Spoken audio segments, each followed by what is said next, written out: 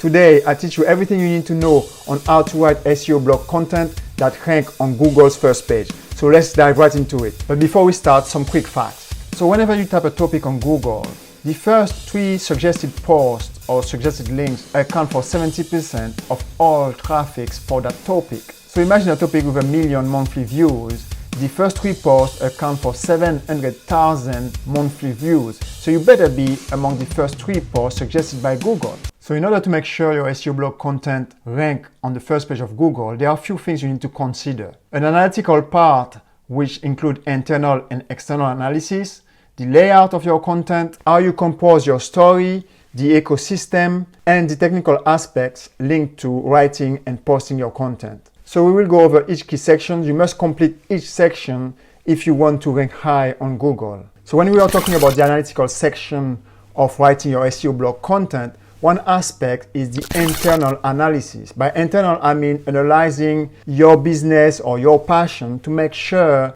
that you are clear on what you want to write about. Because what you don't want is burning out after 10 or 20 posts. So this aspect of analyzing your core competency, what you're really passionate about, whether it's a business or personal passion, is very important because that will drive everything. And if you don't sort out this aspect, nothing of what I'm going to talk about will be important because you will have given up long time ago. The second aspect of the analytical section of writing your SEO blog content has to do with the keywords. So let me share my screen with you so I can explain to you the difference between long tail and short tail keywords, domain authority and page authority. So to analyze my keywords, I use a tool called Keyword Finder owned by mongoose.com. So you can see on the screen all the pricings and plans. They have a 10 days free trial, so you can give it a go. But I think using the Mongoose Premium is not bad. If you're just starting and you're not sure and you want to save a bit of money, you can go for the Mongoose Basic. So once you get into the pricing plan and select your plans or use the 10 days trial, you get into the dashboard. So the second thing you do is go to find keywords and then you type the words related to your business or your idea. So you can see how many people are searching for that keyword. Of course, you can use Google as well by typing one of the words of interest and then you can see suggestion, whether it's on the snippet section or on the bottom of Google's first page. But I like to use this tool because it gives you the number of people looking for that keyword, and you can make decisions based on that. So let's type coffee as a keyword. I want to explain to you the difference between short tail, medium tail, and long tail keywords so you can understand what we're talking about. So after you type coffee, you click on find keywords. And what you will see is the monthly volume, the worldwide monthly volume for word keywords, as you can see, is a huge number. But then when you look at the keyword difficulty, it has a score of 65 over 100, which is a hard keyword. And it's normal because when you look at who is ranking for these keywords, you have some big players there. People like Wikipedia, Coffee Beans, Starbucks, Amazon, all kind of big players. And they are big players. Why? Because when you look at DA, which stands for domain authority, you can see these guys have huge domain authority. Domain authority is the equivalent of a store that has a very long track record over many years, hundreds of years, and is an authority in its field. So when you see Wikipedia has a domain authority of 98, it means that people trust Wikipedia as being a very valuable and very authoritative website. You look at Starbucks.com as well, they have a very strong domain authority. 88 is huge. Anything above 45 is considerable, but when you start getting into the 70s, 80s to 90s, you have a strong authority. The second aspect is page authority. Page authority is how reputable are you within one dish of that restaurant. So for example, a company like McDonald's will have a huge domain authority as a restaurant, but then when you go into the restaurant, if you order something like fish or Chinese dumplings, you will expect McDonald's to have a low authority on that menu because they are not known for that. However, if you go and order a burger, the burger will have a high authority because that's what McDonald's is known for. So basically, domain authority is how reputable you are, and page authority is how authoritative is your post or your page. So for example, if you look at Wikipedia, it has a strong domain authority and strong page authority for the word coffee, which means that it will be nearly impossible to move these guys out of this first page. So the LPS is the scores for these guys. So anything that has a red, dark brown color means impossible to move, because obviously they are strong, big companies, lots of people, lots of resources.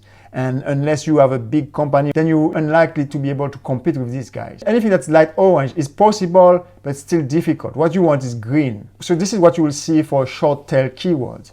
Now let's look at a medium tail keyword. What I call a medium tail keyword is anything between 3 to 5 words. So if you click on coffee shop near me, you can see the volume is already lower, 1.8 million monthly views. And the keyword difficulty is already less high than the first one for coffee. So with 46% of keyword difficulties, Mongol is suggesting that it's possible to rank for these keywords. So in my experience, unless you're an established company, it's still going to be hard. But of course, if you have a business, you can rank for this word. So if you look at the domain authority there, what you can see is you got a few players with high domain authority. Page authority for these keywords is also high, and the kind of players ranking for these keywords, you can check these guys out, but they're still a bit hard to move. So looking at Starbucks, for example, it's unlikely that you move Starbucks out of the 4th position. So for medium tail keywords, you better be a kind of an established business, or at least a business with resources, and we can dedicate people exclusively in creating content on a regular basis and creating services that help support this content.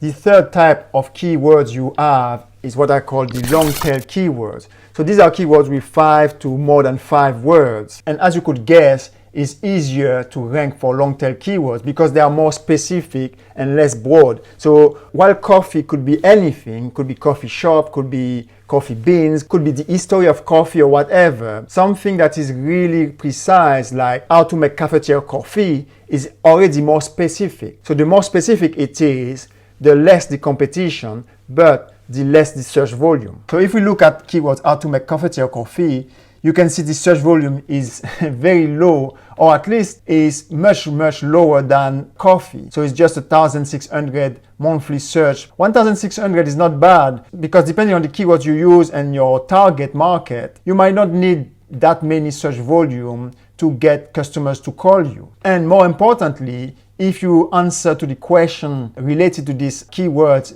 in a very specific and very targeted way, then you're likely to score and convert customers. So if we look at this keyword, how to make cafetiere coffee, you see it's just 1,600 monthly search, but it's easy to rank for this keyword with just a 23% ranking difficulty.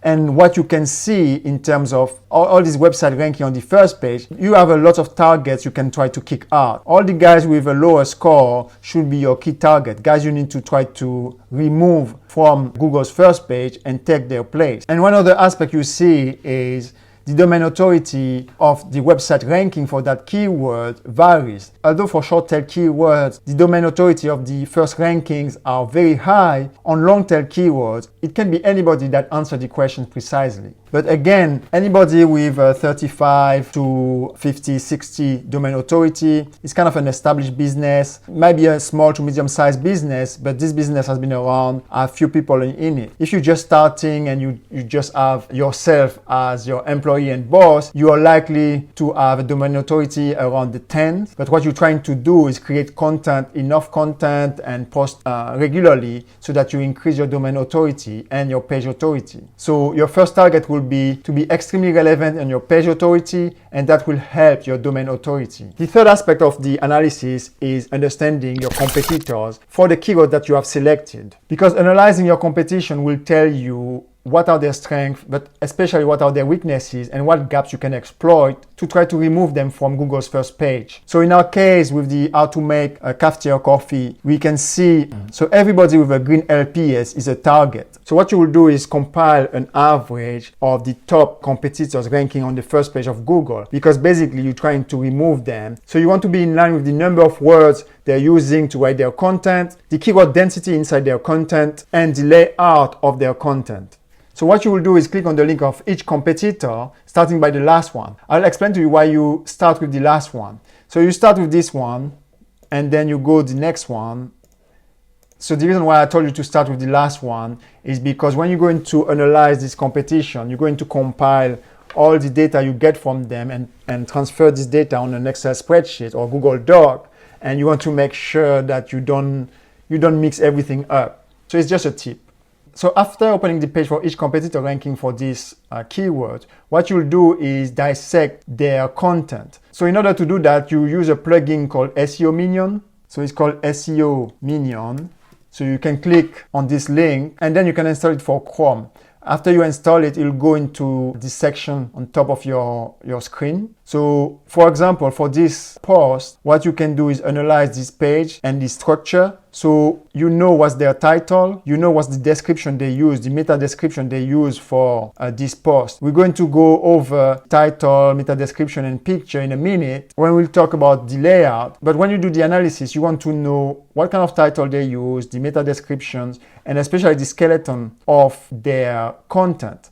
Why do you want to know that? It's because Google ranked them for a reason. They are well laid out, well structured, or sometimes there are other reasons, but you need to consider that they've done the right thing to get ranked. And you want to be mimicking and improving on the right thing they did. So you analyze their headings. So H1 is everything related to title. The H2 will be like the subheadings for the content. So the key points they want to highlight.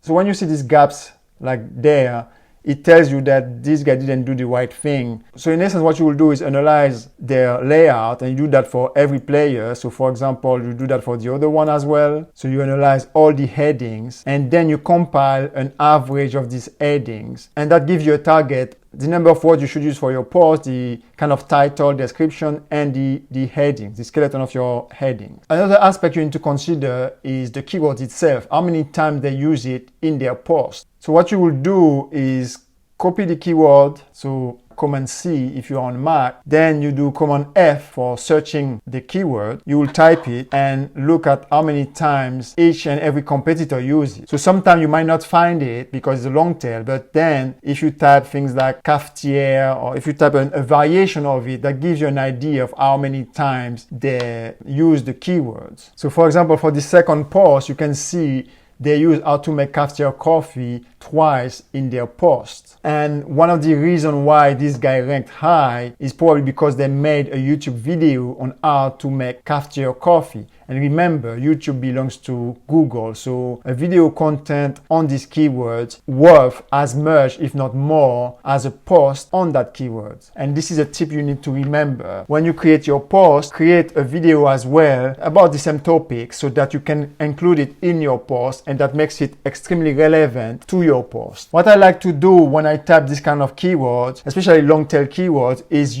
see whether the guy uses variation of this keyword. So something I could do is look at cafetiere coffee to see whether it appears more times. So you can see it appears 3 times. If I do cafetiere, I see 7 times. So basically, I can type how to make cafetiere coffee as my top keywords, and then cafetiere or cafetiere coffee as what I call substitute keywords. So keywords that you can use along with your post. After you do that, you do an average on the number of keywords based on each post, and then you should get something like this. You get the top ranking post. It could be 7, could be 8, 9, or 10, whatever. How many posts rank on the first page of Google, and then you can analyze this competition in terms of word counts, number of times the keywords appear, H1, H2s, and then you do an average of all posts, and then that will give you the direction you need to follow in terms of how many words should appear in your post, how many times the keyword should appear, and what the skeleton should look like. So for this one, which is about how to write a blog post, I should create a content with about 4,000 words, with the keywords appearing about 20 times in my content, and with the following skeleton. So one H1, so one big title, and then about 6 H2s, etc. So this gives you a good direction. If you want, you can add a column about the domain authority and page authority of each of these competitors, so you know who is the target, so you can be more specific, go after these guys a bit more. So in our example about how to make cafetiere coffee, one of the guys you could go after is Whiteout with a 16 link profile strength. So these guys and anybody in green could be your target. Even the first one could be a target of yours. So you could study the first post very well and see, okay, what's this guy talking about, and what is the strength of his post, and what is the weakness, and where you could and how you could tackle them. The next element of your analysis is the target audience. Who is your target audience? Have you identified them, defined them, and refined them? Because you're not going to go after everybody. The sharper and more accurate you are in drawing a pen portrait of your target audience, the better your content and more precise it will be, and the more likely it will attract the right people towards you. One thing you can do in order to know what your target audience is looking for is go on Google and type your keywords or type some variation of your keywords, and Google will suggest the most recurrent questions. That will be a good starting point in terms of generating ideas of content you can write about. And if you want to be more specific, one thing I like to do is analyze what my audience is saying on my competitors' channel. So if you're just starting, you might not have any audience, but you can have an idea of who is your competitor. You go on their website, you go on their post, for example, and you look at what kind of comments people leave. So for example, you could go in the comment section of your top competitors' post or website and read the kind of comments their readers leave for them. That will give you a good idea, a good starting point in terms of the kind of content you can write about, or at least the kind of problem you should try to solve. There are other tactics you can use. So for example, you can go on YouTube and check the most successful video on that keyword, and then go and find the most popular comment on that video. And the most popular comment tend to be the one where other people comment on. And you can read what people are saying and try to find patterns you can use when you create your content. Another tactic is to go on Facebook and find out one of your competitors and see what people are saying on their content or their product or services. Then use that and then outpace them and outmatch them. So after doing the analysis, the next step is the layout. The layout is very important because that's how people navigate your content. And you want to make sure when they navigate your content, there is as little friction as possible. So we're going to make a predefined layout that you can use in all your posts, therefore saving you time and efforts. So in order for us to create the best layout possible, we're going to do something extremely simple. We will just copy the best at doing it. I like to study very successful newspapers or magazines because they are the best at creating content on a regular basis. They have high domain authority, high page authority, so they know exactly what they're doing. And basically what you want to do is when you analyze a few newspapers or a few magazines is to see what they have in common. Because what they have in common is exactly what you're looking for. Because these are industry best practices. And you want to copy this best practice and apply it to your post and your content. So we will study two of my favorite magazines and newspapers. The first one is Vogue as a magazine, and the second one is New York Times. And you will see they follow similar structures. And this is the secret sauce that you're looking for. So first, let's take Vogue. Vogue is a very popular magazine. They create a lot of posts on a regular basis, so they are a very good source of inspiration. So let's check my screen now. I took a random post they made about bag. If you look at the thumbnail is the open gate to the whole content. So if people don't click on the thumbnail, they don't read the content. So you need to make sure that your thumbnail is powerful and inspiring enough, enticing enough so that people can click on the link and then go to your content. So your thumbnail is very, very important. It's the key to your post. So you need to make sure your thumbnail is clear, tells the whole story, and entice the reader to click on it. So when you look at the thumbnail, it's about red and bag.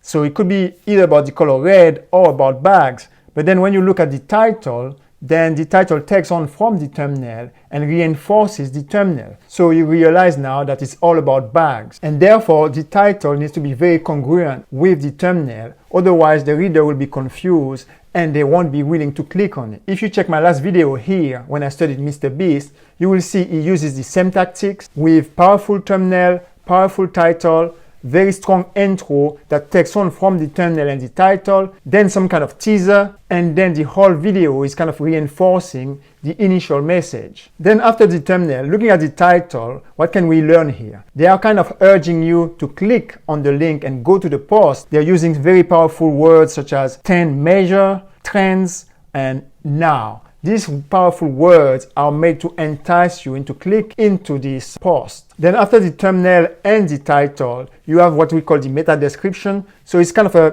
quick teaser into what the post is about. So it's kind of a way to funnel the reader all the way through the story. So the thumbnail, the title, the meta description, and the stories. So again, the meta description is very important and it needs to be congruent with the title and the thumbnail. So if your keywords is about the best bags, you need to mention it in your meta description so that people see that yes, the thumbnail and the title are congruent and the meta is taking on from the title. So after the meta, you have the short paragraphs. In essence, the whole content is broken down into paragraphs or mini stories, if you will, so that it's in line with the audience attention span. So if you look closely, these paragraphs are interrupted by pictures or call to actions, and the idea is to keep engaging and enticing the reader and making sure that you're in phase with the low attention span of readers. And in the same spirit, the reason why you want to keep your paragraph short and sweet is because you want the readers to stay longer. The longer they stay, the lower your bounce rate.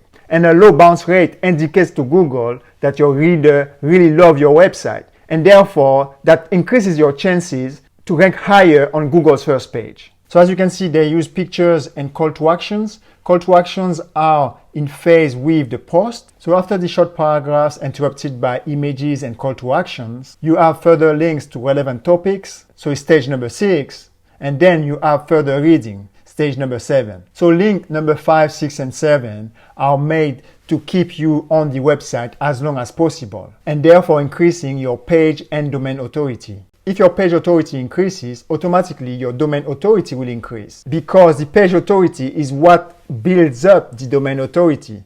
So let's consider, for example, it takes you 5 minutes to read this post. So after you read this post for 5 minutes, you decide to click on one of the links. And these links take you to another relevant post, and you spend a further 5 minutes. Just with one link in one post, you have doubled the time you spend on their website. And this is exactly what Google likes, because the longer people stay on your website, the more, as I mentioned before, it's an indication of your page authority and then your domain authority. So you need to integrate links to the relevant post, link to other relevant topics, and further readings inside the templates of your post. And don't forget, all of these things need to be congruent and logical. So now that we've studied Vogue, let's see what New York Times is doing. Okay, so I took an article from New York Times. It's an old one, but believe me, they follow the same structure. There you see the picture again. It's like the thumbnail, so it's kind of like the main door into the post. Then, as you can see, the title is congruent with the picture. And then they pull you in further with what I call the teaser, which is the meta description, which kind of expand from the thumbnail, then the title, into making you want to read the content. Then again, you have the short paragraph to keep the reader's attention, some breaks in between, and then you have the internal links. The internal links are kind of like further reading. So again, and this is to increase the page authority and the domain authority of the website. And then they have further CTA. So after you studied magazines and newspapers, the next thing is to draw on to what they have in common. Because as I mentioned, the secret sauce is what they have in common, because this means these are best practices across the industry. So if you look at my screen, I created the skeleton to explain what's going on in terms of technicalities, and then you can copy this. So you have the image, the thumbnail that catch your attentions, and then the title that further reinforce the thumbnail. And then you have the meta description, which is kind of the teaser, like the movie trailer, that kind of introduces the content and reinforce the keywords of the content. Then after the meta drew you in further, then the next phase is having paragraphs, short paragraphs to keep in line with readers' attention span. So inside your paragraphs, you insert your links. Your links are here to reinforce your story or your mini story, and also are made to keep the readers inside your website so that if they're interested in the topic of one paragraph, for example, they know where to go to find more about this topic. And then you insert images in between each paragraph to kind of break with the boredom that could occur. and so on and so forth, and then you finish with further reading. And then the idea here is again to keep people on your website by providing more of the same. So I'm going to give it to you in a vertical way so you can understand what's going on and really apply it visually to the content. Again, you have the main picture, which is the thumbnail picture, the title, and then as I mentioned, the paragraphs in terms of subheadings, sub-subheadings, etc. Further reading on the right for posts that are relevant to the actual topic or actual paragraphs, and then more further reading when they come at the end of your post.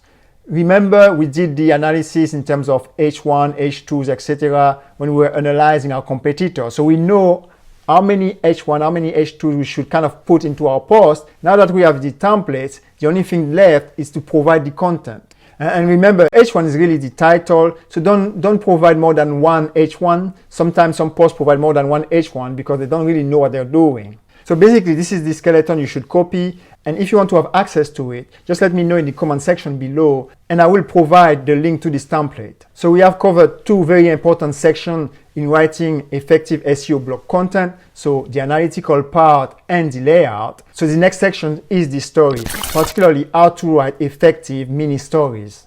So basically, you need to have a before and after scenario where you take the reader from one point all the way to the other point by progressing the story. And the best way to do that is with the help of mini stories, because the mini stories help fight the low attention span problem you have with readers. It's a concentrated version of a story, and the advantage is, let's say you write a story, a big story, and the reader doesn't like this story. The reader will leave your post or your content and will have a bad image, a bad perception of your whole website. However, if you create mini stories, even if they don't like one mini story, they can still keep reading your content.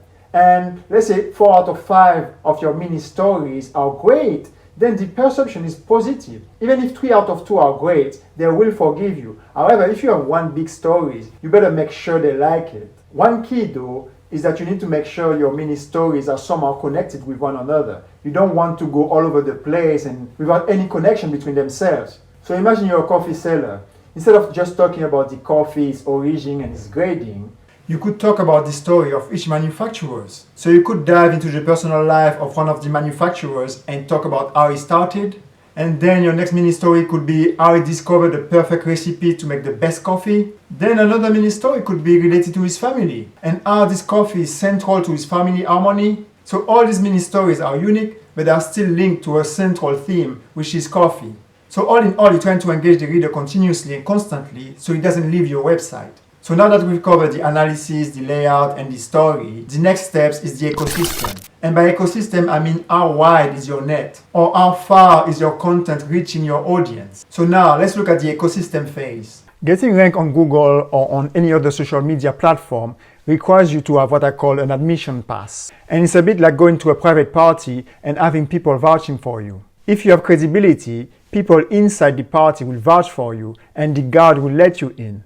And so another aspect of ranking high on Google is the amount of time people spend on your website. So the more people stay on your website, as I mentioned before, the more credible you become. So imagine 2 restaurants. One restaurant you get in and you quickly get out, and another restaurant you get in and stay longer.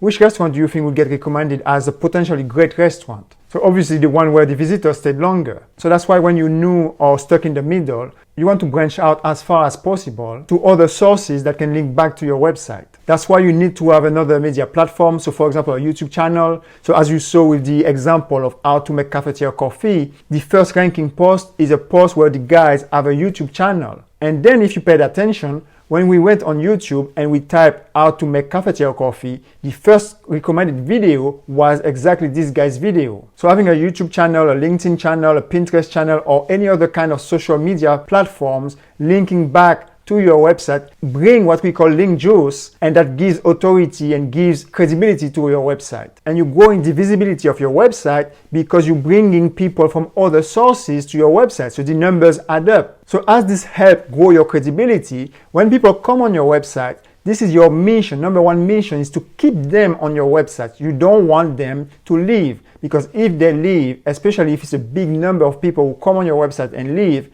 that's a red flag. So to increase your chances of ranking high on Google's first page, you should therefore have more than one social media platform related to your activities. So therefore bringing link juice or bringing credibility to you. But make sure that the channel is congruent with your target audience. So maybe if your audience are business companies, for example, maybe it's not on Pinterest, you'll find them, it's more on LinkedIn. But you want to make sure you reach out to more than one social media platform. The second aspect is to guest post on other people's websites. So for example, I like to use medium.com or Substacks. Other people use Quora. Anything that can help you draw eyeball to your content and then back to your website is great for you. Or you could also do the all-style community reach out and networking. That works as well, especially if you are in a business of near me. So for example, yoga studio near me, dance studio near me. This all-style reach out and network is perfect for this. Another aspect to your ecosystem is to link your content to other sources, other relevant, credible sources that shows that you've done the work and that what you're writing about is credible. So for example, I'm thinking of Wikipedia, for example. You could have a link to Wikipedia, of course, if it's relevant and if you want to do it. So I know many people don't like to do that because they think when they write the content and someone click on an external link that leave their website, then they will lose the reader. However, if you do it properly, this will add up credibility to your content. So imagine it's like an essay or a dissertation, and you cite very relevant and very credible sources. Then that adds up to what you're saying. In this essay example, you citing a credible person doesn't mean that I'm going to go and follow this credible person. However, it means that you've done your homework and then you are credible in what you're saying. So we've already seen it, but inside your content itself, another aspect is that you link to internal sources within your website. So if you wrote a post about the same topic before, then you can link back to it. Another aspect of this ecosystem is to create relevant topics, even if these relevant topics are sometimes somewhat controversial. A very good example is a very famous French sport newspaper. So sometimes they will write an article that's very provocative because they know the reader will comment on it. That's brilliant from them, and you should sometimes follow the same tactics. So let's take an example. Imagine you make a coffee machine and you drop it from the top of a building to see how resistant it is. And you come with that statement, this is the most resistant coffee machine in the world. By choosing side and engaging in a controversial statement, you could get comments from people who don't agree with you. And this doesn't matter as long as you have people who comment on your content and engage with your stories. So far we've reviewed the importance of analysis, the layout, stories, and the ecosystem. The last building block is to look at the technical aspect that will impact your website and your content. Because it's all great if you create an amazing story and optimized content with all the internal and external links, but if people take ages to access your website, or if your website is corrupted, compromised, then all this effort will amount to nothing. So if your website is slow, for example, that's a death sentence. So you need to make sure that the technical aspect is also covered. This sounds logical, but a lot of people are still using very cheap web hosting companies, and some of these very cheap web hosting companies are very big and very popular. So you need to make sure you have a very good web hosting company that provides you speed and safety. So let me share my screen quickly with you. I use NameHero. They are not paying me to say that. It's because I'm very satisfied with them. I used to use Host and Gators, two very bad and very cheap web hosting companies. And NameHero is a huge difference compared to these two web hosting companies. Their services are great, their people are great, and the performance of my website is amazing. Before, with very cheap web hosting companies, it used to take 6, 7, 8 seconds to load. But then when I discovered NameHero, my website will take less than a second to load.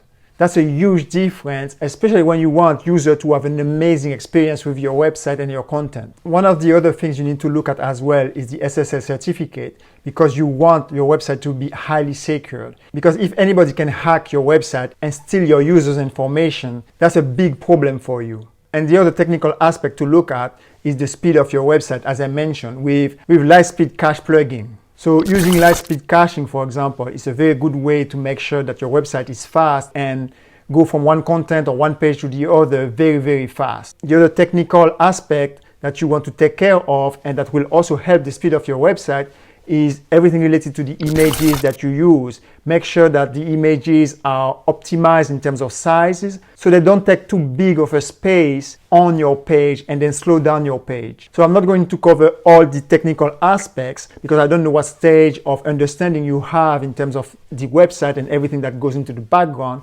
And that's something I can do on another video if you are interested. But this is something you need to take care and you need to make sure it's part of your content strategy. So if someone else is taking care of your website, you can quiz them on the safety of your website, the loading speed of your website, and how fluid and frictionless access to your website is. And coming back to the security and safety of your website, I mentioned the SSL certificate. You don't want your website to be flooded with spammy emails, especially going to your customers. So you need to make sure you have plugins that are spam resistant.